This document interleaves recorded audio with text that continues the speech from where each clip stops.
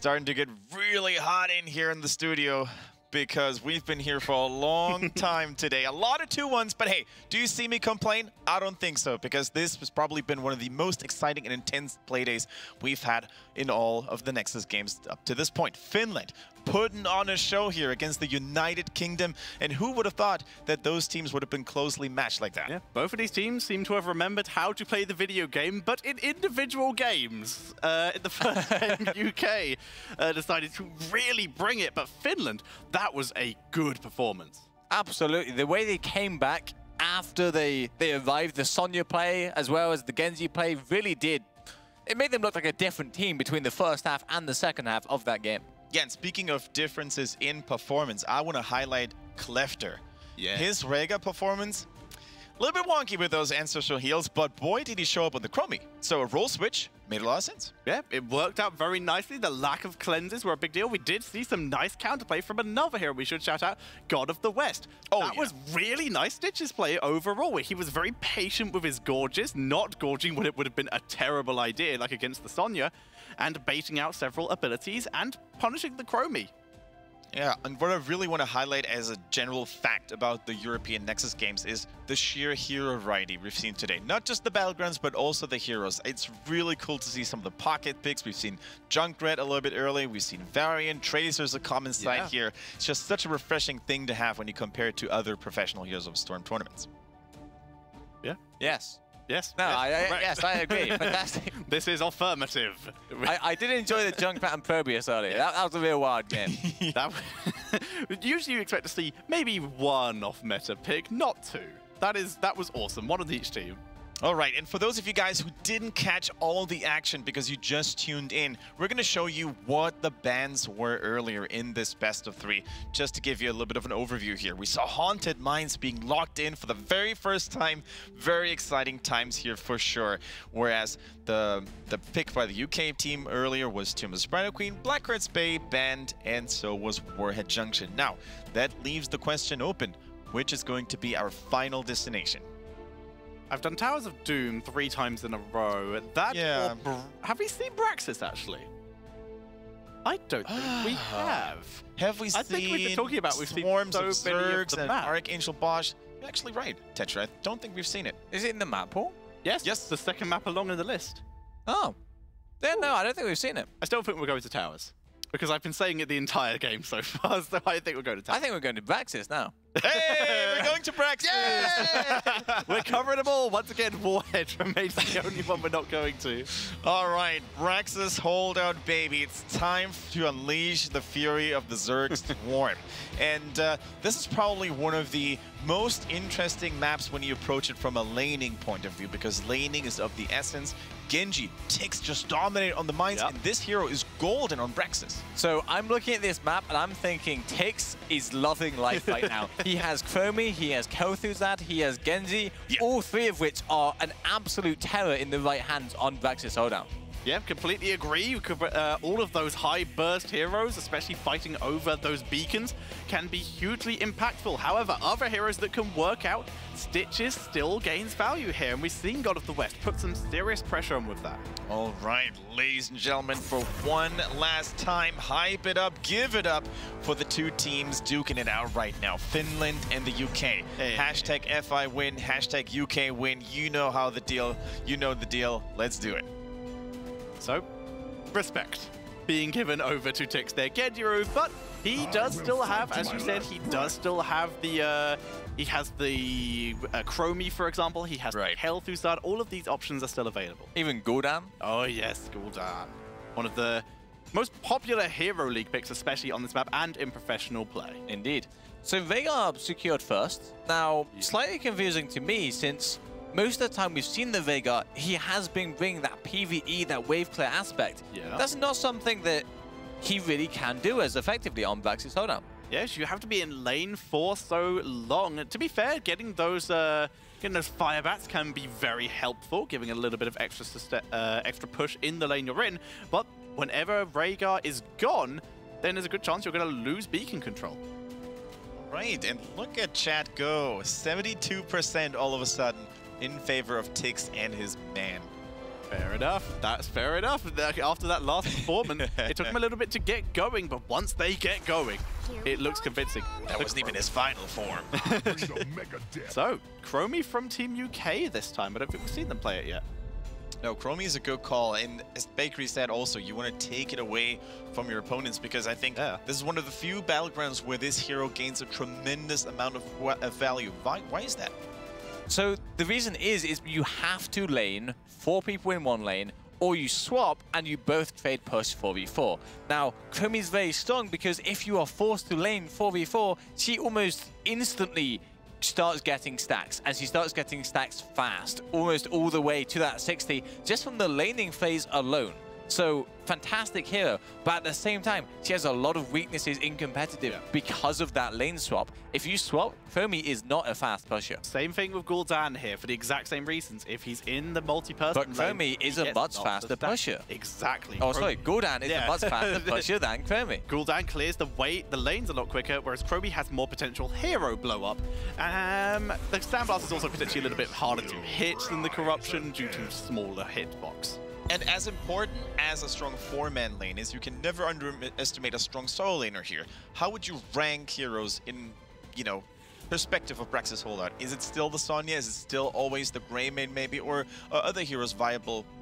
Well, you have to look at the Dehaka. You have to look, of course, at Ragnaros. He's a classic hero in this map, always pops back up every now and then. Malthael? I think Malthael as well is another great one. But as you mentioned, Sonya, probably the dominant solo laner. We used to see, and there she goes. We used to see an immense amount of popularity onto Rexxar. Now, we don't see that very much anymore. Same for Leoric. Same for Leoric. I think that, is this just due to rotational abilities, or is it just the same thing we're talking about? The issues with Chromie are the same issues with Rexxar. Leoric is a more specific counter matchup where if the enemy team picks something like an Arthas or a Dehaka or a Rexxar, Leoric can hold up very well in those lanes. And I think, gentlemen, we've done a good job analyzing this draft so far, because all the bans we talked about, they came true. Dehaka, Sonya. Well, let's see which solo laners are now going to be picked. The Malthael is still available. We mentioned that. How about sending a ranged hero into that matchup? It can work out very nicely if you are up against something like potentially if the Anubrak wanted to solo, or if Greymane wanted to solo, putting another ranged hero there can be very nice. Especially if you can outrange it. Falstad could work. He's not been played much in the last couple of days. Has he been played at all? Nope, don't think so. Yeah. It's pretty surprising. I think he was banned once. I'm not sure. I might be wrong on that. I remember hearing his intro. So as we can see, though, in the chat, there are now 41% of the votes going over to hashtag UK win. Our boys, they did us proud game 1. They had a fantastic start to game 2, but they did crumble a bit towards the latter half. We can hope they're going for a little bit of burst protection themselves and more CC and a Valor. So the damage output is very solid. Absolutely. What do you make of this Uther? Being able to sustain yourself as a support in lane in those extended laning phases is crucial. Unfortunately, Uther is one of the mana-hungriest supports in the game. They can still go for double support in this comp, so they can really help with that. It would potentially give them issues when it comes to solo laning. Yeah, it would. Absolutely. There is currently no solo lane if they did opt for double support. However, do remember, from the team comp that Finland have, that is a team comp that excels at lane swapping and going the opposite lane to where your opponents are. So they could really chuck anyone in that top lane and just soak the XP. In theory, they could just go for a 3-2 and try it that way instead by potentially putting Uther with Chromie or ETC or vice versa, depending on what their last pick is. Whereas Finland, like you said, they are good at lane swaps. They could pick a solo laner dedicated, or they could put a noob or Greymane in it. 3 seconds left on the clock. What is it going to be here? The last 2 heroes for the Finnish team in this series. It is Ana and Gul'dan. We were talking about the effectiveness of the Gul'dan. This does mean that Finland potentially want to... Usually you will see a team rotate to try and get the best pushing potential. Finland are going to want to rotate to get the 4-man, to get that Gul'dan stacked. All right, Ana and Gul'dan, supported also by the Rehgar, relying a lot on Anubrak as that solo warrior, which sometimes proves to be a problematic role to him for fulfill. It does, but on Braxis especially, it's the role he can do very well. He can basically backdoor those beacons. He can show up when no one else is around. When they run at him, he just ease away and burrows underground. So A strong hero, but definitely not without its weaknesses. The interesting thing we have to look at for Finland is, are they still planning a role swap? Are they planning on having Gul'dan defending and pushing with the rest? Now we have Team UK. They still have no one really for that dedicated solo lane at all. They do not have that potential unless they want to put ETC, in which case they would need a second tank. So let's see what direction they want to go with this. Yeah, there's still a chance for a Malthael, maybe. Oh, they go with Zagara. Okay. That's a very interesting one. Learning from their loss to France, perhaps? But Bakery, you actually had some thoughts about another team learning and trying to steal a Zagara-like draft earlier. Do you remember that, to repeat? I do. So if the United Kingdom have a Zagara player and they have practiced this Zagara, then they've played one game as a team, yeah. I'm more than happy for them to pull it out. But if they're not practicing with Zagara and they're just trying to adapt to this last minute because fans were so convincing, they could have just been baited into a loss. Yeah, absolutely true. It's really cool to track down the history of a Zagara. It was, you know, finding a lot of popularity in China when we casted the region. Then it transitioned over to NA with teams like Gale Force, Crowin making it highly popular. And then it became a global trend, basically, to the point where it was actually banned out in certain tournaments against certain teams. It has been. Some teams are able to run it, and I wouldn't be surprised to see it as the tournament progresses, maybe banned out against France on certain maps. Now it's time just to see if the UK are going to be able to duplicate it, because Finland, we've already seen how well Ana and Gul'dan can combo together just between just those two. Yeah, and Zagara doesn't really seem to have the highest of impacts on the fan votes. Still, Finland sitting at a solid 59 towards a 40. Oh, actually swapping to 60 now. Final thoughts on the drafts, gents. This could be the last one of the game, of the day. I think Finland, they have the tools necessary. If they can correctly play this rotation and the lane swap, then I think they can take it. I do like the UK's blow-up potential. I think maybe the Chromie could be it, and as such, I am going to support my fellow countrymen into the end. I'm glad they cut you off here just so in time. They wouldn't have to watch this abomination of a tie.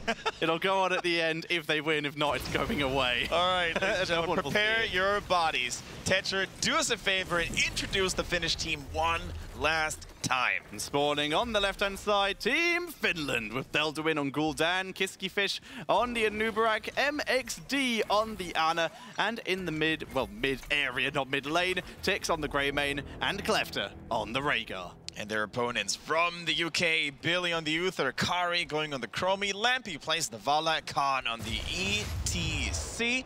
And the top lane, all that is left for us is Zagara with God of the West. Swapping from the main tank role into...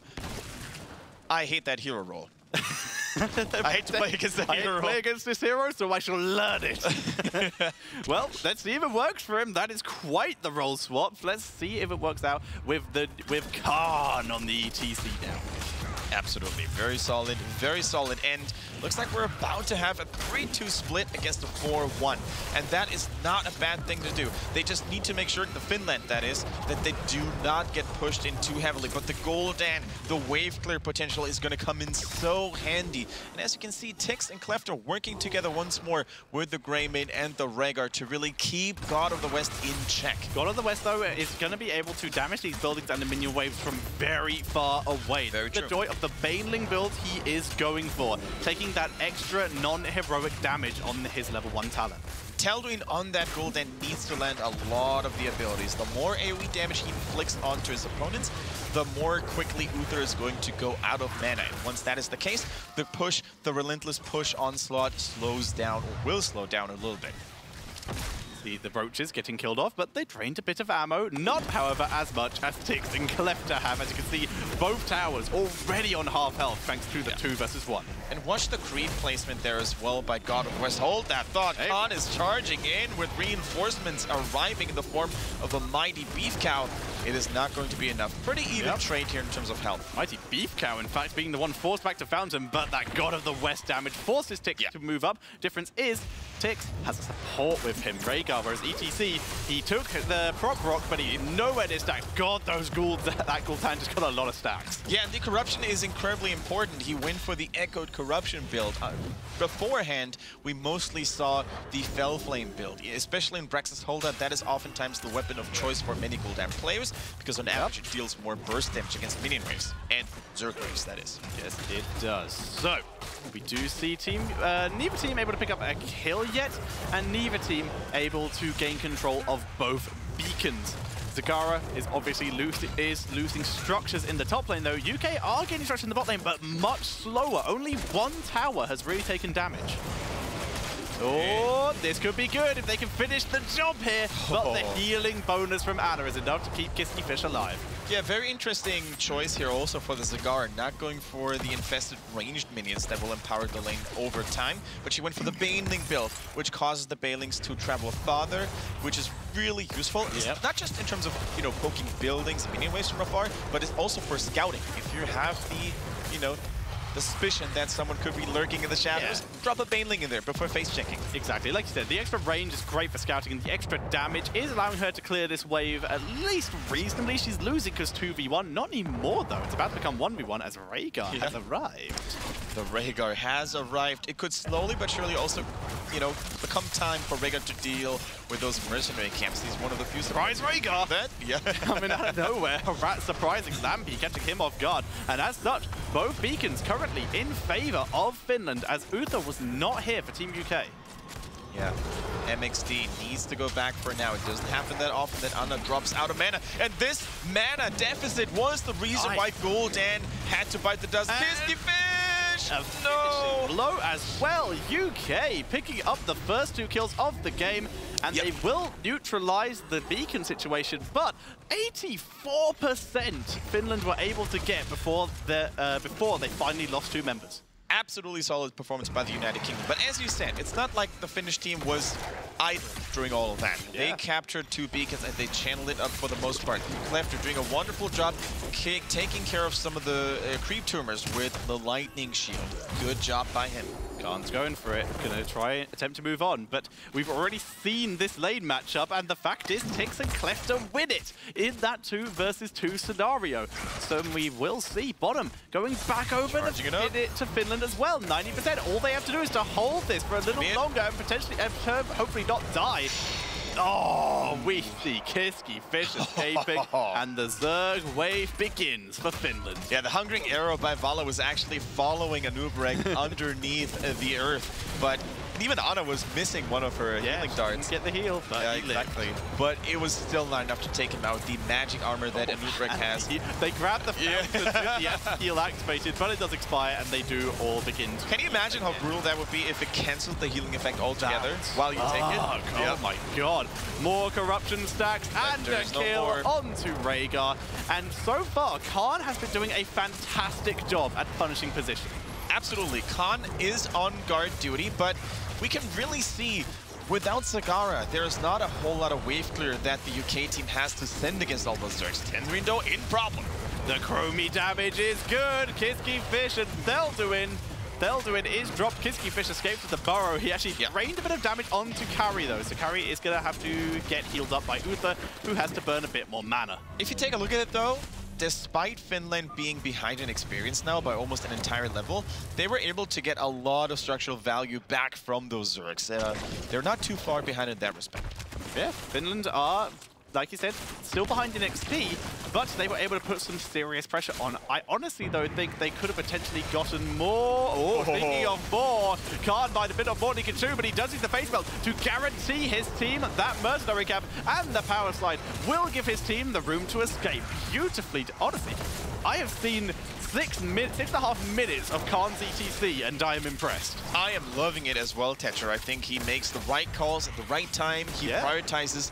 He balances, let's put it this way, he balances defense and offense very well. He knows when to go in, but he also knows when it's time to peel for the backline or for an objective. Agreed. Very much enjoying it. We will keep an eye on him throughout the game.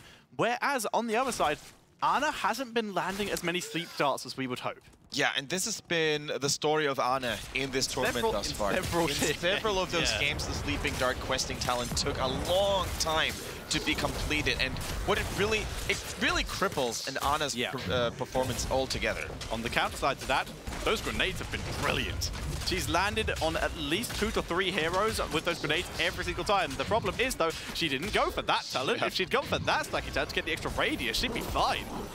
Go for another temporal loop on the side of Chromie. Very interesting to see. Yeah. This time there's a cleanse though, so I like this though because cleanse. Well, for starters, you can just temporal loop the Rhaegar. You can't cleanse yourself. The other advantage here is if Rhaegar uses cleanse on temporal loop, it's not available for Mosh. yeah, that is an extremely good point. And there were just two things that were not going well for the Rhaegar. No self-cleanse, no self-ancestor healing, because it is not 2016. 2016, 2015, please return to me, says Rhaegar. Instead, he dies. As the does land on Kara. She has got Nidus Worm, but it's not the old Nidus Worm anymore. Dead. Oh, Teldwitty! Corruption this is. And God of the West escapes. Now, she was trying to run to a Nidus, but as a reminder, Nidus Worm now works in the way that you can't get in it if you're being damaged. It didn't used to work like that, and that was horrifying. Creep is good for you if you're Zagara. Yes, it is. The movement speed is so valuable when it comes to escaping an enemy onslaught. For now, though, level 10 has arrived. Go for the throat, immediately locked in for Tix. We've got the Anubra Cocoon, the Nano Boost, the Horrify, the Ancestral. This is where the Finnish team can finally show up in true strength. And this is what they immediately do. They begin to rotate as Zagara, look at Zagara. Zagara is nowhere near, but she can get some counter pushes down here. There's a Nidus Worm at the bottom, I believe. No, she's speed back to base. Cocoon is dropped. Khan moving into the back line, trying to zone out, and he does. Carry, though. What are you going to do, Fred? Carry is going to die. Dead end. Exactly. That was unfortunately a no way out. Yeah, Carry probably wishing at that moment he'd taken bye-bye. He took time out, and he's probably like, oh, man, if I'd taken that, I'd be out by now. But in this case, I mean, Trixler would have known all along. Yeah, it was the only way to go. I'm waiting. We will wait for the treat of Trixler, just saying, told you so. There we go. Nicely done. MXD and his fellow countrymen, they're finally stabilizing. That kill on the Chromie was huge. It broke the rhythm of the United Kingdom team without one of their main DPS. There's only so much they can do when it comes to contesting those beacons. Zagara, keep in mind, there's one Nidus Worm in the top lane, one in the bottom lane. So for her to switch between lanes very quickly should be an easy thing to do. Mosh Pit is dropped here. Two lovely members here. Greymane and Anubra. The Horrify does zone Valor away, preventing any of the extra damage. Now Khan is the one who is in danger. Chromie dropping some great damage, and Divine should have it to use on Khan, but now it is Uther who is in serious trouble. That corruption might kill Lampy with no Uther to heal him. Lampy, he's a goner. The fountain, he goes down, and so will Billy. No more Uther, no more Vala. That poison damage provided by MXD on that Ana probably made him say XD because he felt very good about that cheeky poison kill. In the meantime, Zagara did do a good job putting pressure onto top lane, and the Zerg wave is spawning for Team UK. Chromie and DTC joining up with their Zerg wave to begin to push with it here. And the reset, the two-man kill, 2v4. They're able to pick up Rhaegar. That is really good for the UK team. No more support, or at least one of the two support is no more available from Finland. And the Zerg wave is knocking on the front door here. That fort is falling like it was made out of paper mache, as Techa would say. And what do you always say? Paper mache? Paper mache and baby powder. There we go. It's an impossible quiz reference. Welcome back, 2011, as we do see the Team UK continue to push in. However, there's only Guardians left, and as such, this push will be stunted. Very nicely done. And Zagara immediately shifting back onto that top lane. You see all those bright spots on that minimap. That's where Creep Term is. So right now, she's got perfect vision on when the Finnish team would go for a gank, potential gank and a rotation.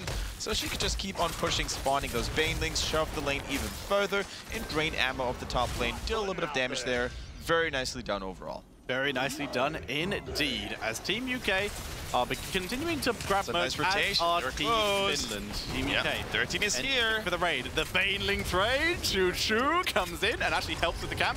Reset, cleanse. Cleanse was good. Kisky Fish. You can't cleanse death, as we see Kisky Fish get taken out. Yeah, very true. And I think that mercenary camp now belongs to the United Kingdom. Yep, pulling much like the United Kingdom back in 400 years ago. Yeah, this belongs to us now.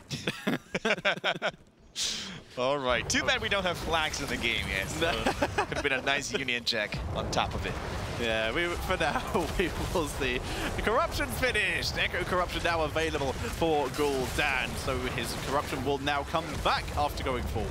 Yeah, and slowly but surely, this is getting very dicey for the Finnish team here. They haven't been able to really turn on the heat.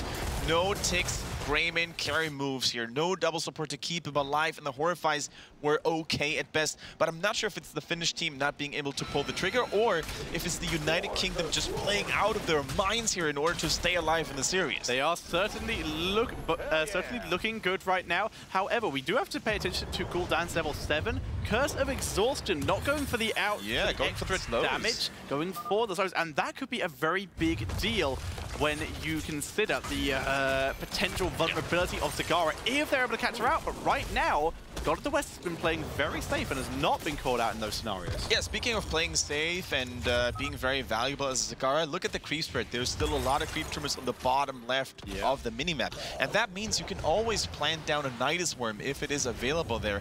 And then we can all know, or we can all imagine how threatening a Zagara could be to afford, or to a keep, excuse me, that's already weakened down.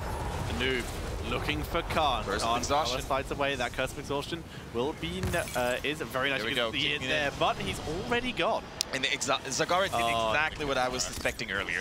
Planting down that Nidus Worm. And that, ladies and gentlemen, is the reason why you should always clear the creep tumor, especially the closer they are to your own base, to the keeps. Always get rid of it. Yeah, another trick of UK from however many years ago we had an Empire, stealing tricks from France, as we do see the Zagara just absolutely wrecking the top lane. Absolutely. I'm out of national jokes about the UK now, so I'm sorry. So, oh boy, you're getting us in some serious trouble, Tetcher. What, with the like 500 year ago UK historian crowd? I think we can manage, as we do see the Bacon being taken back by Finland, and they still haven't taken care of the creep. They haven't, and Zagara takes the keep, and that's the first one of the game. Yep. They're coming up to deal with her, but too late. She's gone. And she's gone. She can go bottom. She can go back to the top lane fort. Yeah, she goes bottom. That's fine. Yeah, she's having a good time right now. She is playing very well. So the thing is, what does Finland need to do in order to stop those global shenanigans from Zagara? They need to make something happen. Now, the issue here is they do not have the best engaging team compositions. They need a noob rack to maybe drop a cocoon, so they force the United Kingdom to take a fight, even if they did want to. The sleep is good. There is the nano boost. That is a commitment. Yeah, and taking UK care team of just this retreating. Yep, and they can do so. They have control of top. There's still actually a mercenary in top lane as well, keeping the pressure on. Zagara is now in the top lane, keeping the pressure on. Yeah, so they need to get kills here. And the fact is, they're still even 16. Yeah, the thing is, you can't use the nano boost if there's no target in the cocoon. The moment you use the nano boost without cocoon, you basically give a golden opportunity to the enemy team to just run away, peace out, wait until it's over, and then come back later. Gul'dan has just ported. He is clearing the lane. That is a commitment. Picking up the kill there with both beacons in favor of UK. The Zerg will spawn in the top lane, which is open. UK are going for another keep just for good measure. Yeah, this is not a good spot for the Finnish team. They're now getting pushed against the wall. In the bottom lane, they will have to force the United Kingdom force. In the top lane, they knocked off beacon at some point. Nice. I'm not entirely sure when they did that, but well done, as that will give them a little bit more freedom, and this is why UK is putting so much pressure onto this bot keep. Wouldn't surprise me if God of the West would go for a creep tumor, and he's already there. Already there. He's taking care of that top lane. Gonna try and capture that back. However, now he's not there. It is a 4 about to be versus 5 as Ana arrives. This person in the cocoon is the target. Horrify is dropped, and Valor will be removed. Khan is the next target. He drops the Mosh. Holy cow! And the Banelings take down a Nubarak as the corruption does damage on the counter, but that's enough for UK. The 1-for-1 will be enough, assuming they can get out of here alive. Top lane pushes in, and Khan will go down. But like I said, once it's happening, there's Zerg and Zagara, who is also Zerg, and Catapults pushing in the top lane. This is a mighty wave Can Kari maybe even buy a little bit more time by preventing them from going back? It doesn't look like it. Zagara, the Zerg Queen, is coming in with reinforcements, catapults, Ultralists, Hydralisks, they're all killing the core rapidly. But is it going to be enough? I don't think it is going to be enough for now. But the United Kingdom team, they're seizing the opportunity and destroy the bottom keep. Finland clear up the Zerg, but like you said, UK, they're not going to be able to finish it, but they do damage the bottom keep. Got to the west, gets cleansed, the Cocoon is dropped. Can they do anything? Where's the damage? The rest of the team is arriving, and this will be a dead Zagara. Yeah. No way she's out here. Yeah, Kiski Fish definitely with a good reaction there. Sealing the deal for God of the West, but at what cost? A lot of damage being cast already on that core. 74%, that is not ideal. But I think the Finnish team, they need to go for a risky call right now. They need to use that moment of time where they don't have to worry about global backdoors. Yeah. Just go for that boss, and maybe you can stabilize and snowball back from there. So UK has full vision of this, but they've realized the clear of Finland is too fast, so they don't even bother. They're down a member. Yep. Maybe ETC could have taken it, but it's not worth the risk. They're already so far ahead with one keep down and the second one incredibly vulnerable, while the UK, they still have both forts up. Yeah. Rhaegar is taking care of that Nidus Swarm. That is a very important one. Yeah. If they let that one alive, and even the Creep Tumor, if they let those alive, it could really make a big difference whether Zagara will be back pushing or not.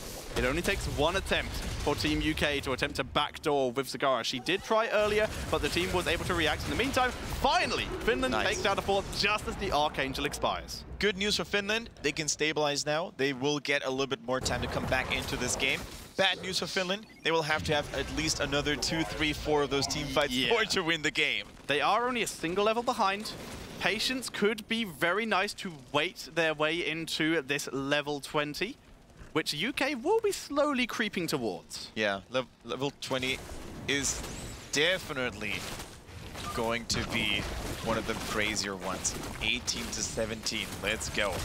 Tix helping his team clear out the mercenary camp, putting on the control, and these are going to be some Hellbats putting pressure onto the top lane as the beacons will be spawning. A time trap is found by Tix here, as you can see Team UK playing very far in the bot lane while Zagara puts on pressure, and this won't be the keep. She does have to retreat. Actually, no, she can see many members. She could try again, but it isn't going to take the risk.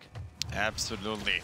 Now we're going to have that Mutalisk here in the bottom lane. It's so close to dying, Tetcher. Close. Zagara, she maybe thought it was actually done here, but instead she has to back it up and rejoin her team. Can't take the risk, because right now Finland control both the objectives. Khan will cancel that out, though, taking control of top. He is asleep, though, and here comes the rest of Finland to try and kill off Khan. His team is nowhere near, and ETC goes down, and the Cocoon. This could be it. They kill off Rhaegar in exchange, though. It's a 1-for-1.